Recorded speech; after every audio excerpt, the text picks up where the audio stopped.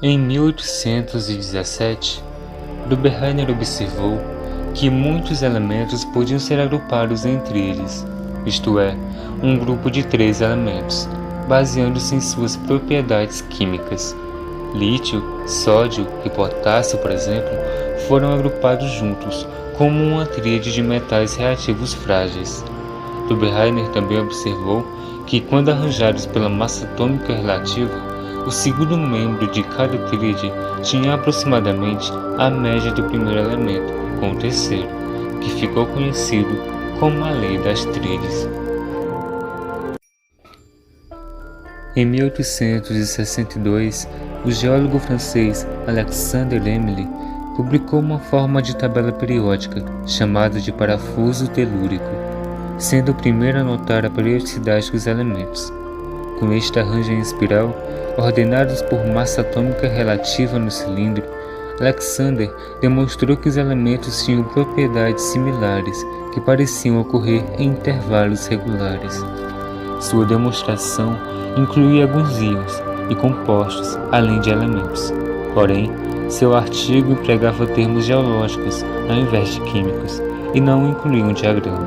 Como resultado, recebeu pouca atenção até o trabalho de Mendeleev ser reconhecido.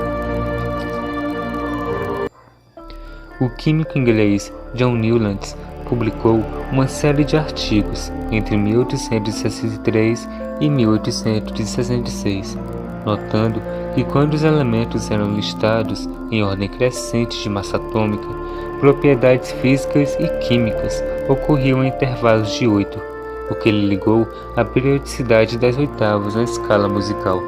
Porém, estas observações, o qual denominou Lei das Oitavas, foi ridicularizada pelos contemporâneos de Newlands, em virtude da comparação com a escala musical, e a Chemical Society se recusou a publicar seu trabalho.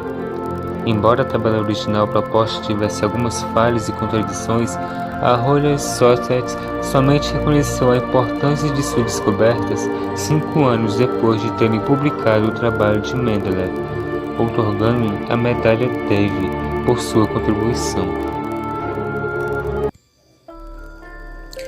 Chegamos então ao professor de química russo Dmitry Mendeleev e Mayer. Ambos publicaram de forma independente tabelas periódicas em 1869 e 1870, respectivamente. A tabela de Mendeleev foi a primeira versão, enquanto de Mayer foi uma versão expandida da tabela publicada em 1864. Ambos construíram suas tabelas listando os elementos em linhas ou colunas, ordenados pela massa atômica, e começando uma nova coluna ou linha quando as características dos elementos começavam a se repetir. O reconhecimento e a aceitação da tabela de Mendeleev vieram de 2 decisões que havia feito. A primeira foi deixar espaços na tabela, que parecia corresponder a um elemento que ainda não havia sido descoberto. Ele não foi o primeiro químico a fazer isto, porém, foi o primeiro a ser reconhecido como usando a tendência em sua tabela para predizer as propriedades dos elementos faltantes, tais como o galho e o germânio. A segunda decisão foi ignorar ocasionalmente a ordem sugerida pelas massas atômicas e trocar elementos adjacentes, tais como o telúrio e o lodo, para classificá-los corretamente com as famílias químicas. Com o desenvolvimento das teorias da estrutura atômica, parece que ele listou os elementos em ordem crescente de massa atômica ou número atômico de modo não intencional. Podemos ver então que até a configuração atual de nossa tabela periódica foram várias as tentativas de vários cientistas em agrupar esses elementos de acordo com suas características. Tríades, oitavas e o parafuso foram apenas algumas das várias tentativas de cientistas em facilitar o agrupamento desses elementos. Ou seja, a história da tabela periódica e suas origens vem de uma necessidade básica de organização, de facilitação, onde os cientistas buscavam organizar os elementos para o melhor estudo.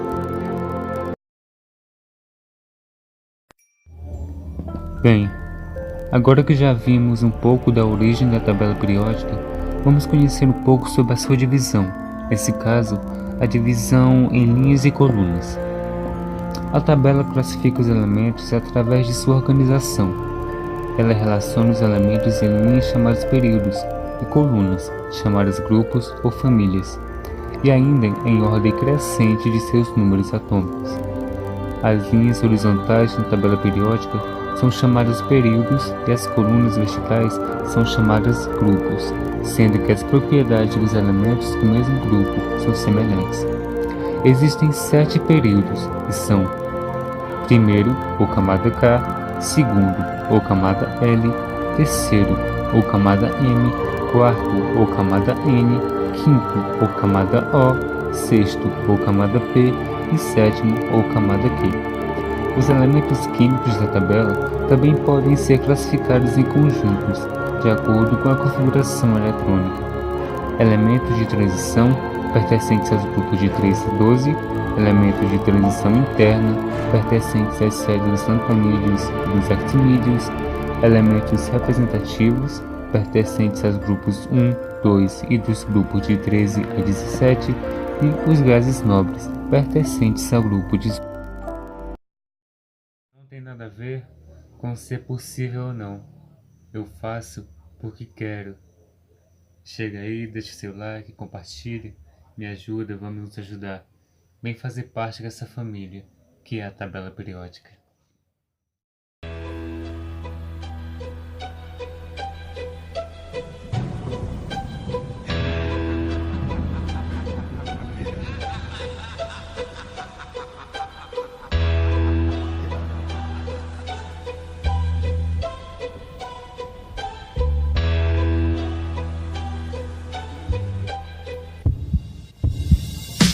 Abri a apostila e vi uma tabela.